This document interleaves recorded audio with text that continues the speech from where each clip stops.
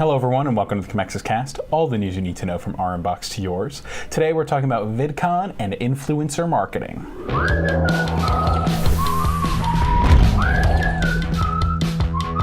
Hello everyone, I'm Matthew McGroarty, the videographer and a podcaster here at Commexis, and today I'm joined by the lead strategist at Commexis, Philip Brooks. Hello.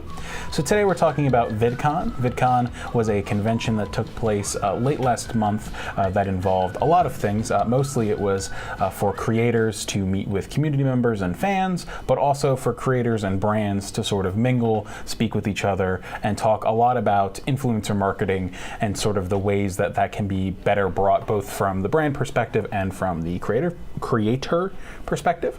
So there were three main sort of takeaways from this. This is a piece from Nicole Bitette on V by Viacom. And she mentions that the three main takeaways were trust, authenticity, and creative control in terms of things that brands and creators both kind of need to be aware of. So trust was kind of the first one, and it was more about, you know, when you're making these deals with creators, it's the easiest one to explain, that you don't just want to kind of do like a one-off sort of piece. That more often than not, you know, doing a one-off piece occasionally, not only is it less effective for your marketing tactics, but also, you know, if you're just one and doneing it with different creators, you're not building a relationship that could potentially be more profitable down the future. Okay. Yeah, I think that's an interesting statement, because I'm just not, I guess to me, my first question would be, you know, what are the difference between those three things? I think trust is something, you know, it's something it's built, you know, and you can't really trust somebody unless you're only working. If you're only working with them on, you know, kind of in a one-off situation, you need to establish that relationship. You know, you have to reinforce everything that's going through, making sure that people actually feel like they know who they're working with. So, you know, it's one of the things that we've always stated when people bring up influencer marketing. It's something that I harp on, is that, you know, you have to know who you're, for lack of a better cliche, getting in bed with this stuff. So it's, you know, because that can really, really negatively affect your brand overall if you get in business with the wrong person. So just make sure that you know, you establish that level of trust, that you've got somebody that you've done your due diligence on, and that you've got a relationship that you feel like you can build with going forward. Absolutely, and one of the things that is tied along with that, with authenticity, the second of the three, is that, you know, you want creators to feel like they are authentically portraying a brand, or authentically being enthusiastic about a brand. There are a lot of creators who talked about how, you know, when they think about these sponsorships, first they think, you know, what are the products that I like? Have I been reached out to by these people? You know, are these things that I use every day? Are they similar to things that I use every day anyway? And then sort of go from there. So there's a really great quote from professional dancer Matt Stefanina. He's 31. He has more than 8 million followers on YouTube, and he said, quote, in regards to this, "What am I always wearing in my videos? I'm wearing Jordans. I'm wearing a fitted hat. And if you're a brand and you notice somebody's always tagging you in photos, that's a great opportunity. People will be so much more receptive to something that's already currently happening in their videos, and so will the fans." And another thing that he mentions is that he's a huge fan of Antonio Brown. It's one of his favorite football players, and he was offered to come on and do a campaign with Antonio Brown, which was something that he was, one, very excited to do, but all of his fans also knew he was excited to do, because he's always wearing Brown's jersey in all of his videos and stuff like that.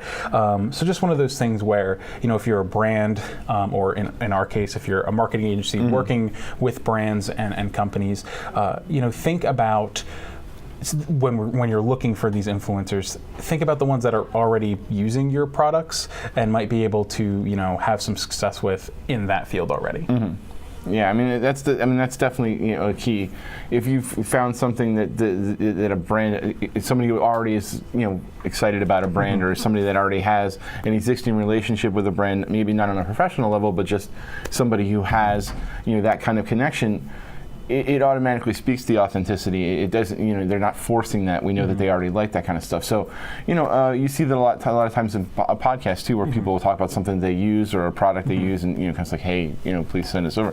So, I mean, it's good. It's good that that's an easy way to establish that authenticity, you know, because people already understand that that relationship exists. Yeah, absolutely. And I think the spice here of the three concepts that we're discussing today, creative control.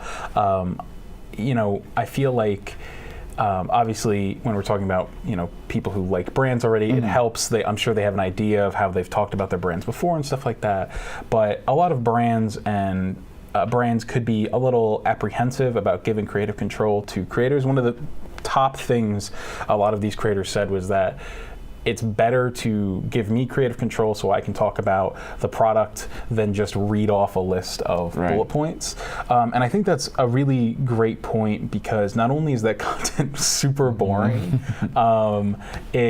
it comes off as disingenuous, which does hurt the authenticity as well. I always think there's a comedy podcast I like to listen to called My Brother and Me, and they do, in between, they'll have like probably sometimes up to 5 minutes of advertising. Wow. It's not 5 minutes of 5 different things.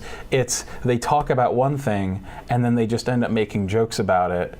And then if the joke develops, you're getting 3 minutes of content out of something you probably only paid 1 minute for. It's a lot of what reminds me of is on radio, if you give somebody a spot, a cold read. Yeah, cold read. You're typically paying for a minute, but you might get 2 or 3, depending on the back and forth that they have.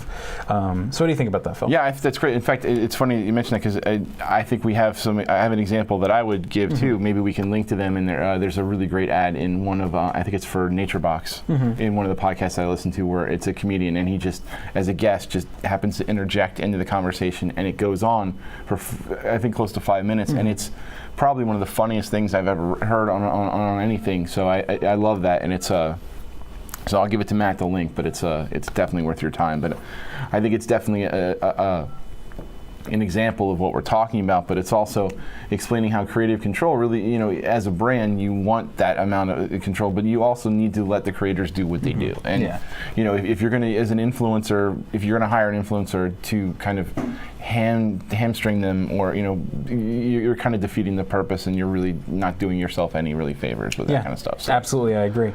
So in closing, again, trust, authenticity, creative control, things to think about, things that we certainly think about when we think about clients who may want to use an influencer or a content creator or something like that. Something you guys should definitely be thinking about as well if you are thinking about that. Thank you everybody for tuning into today's Commexis Cast. Philip, thank you for joining me adjacent to the table today. My pleasure. If you'd like to watch or listen to more of us, if you'd like to listen, you can check us out on the Apple iTunes Podcast Store, SoundCloud, the Google Play Music Store, the Google Podcast apps, TuneIn, and Stitcher.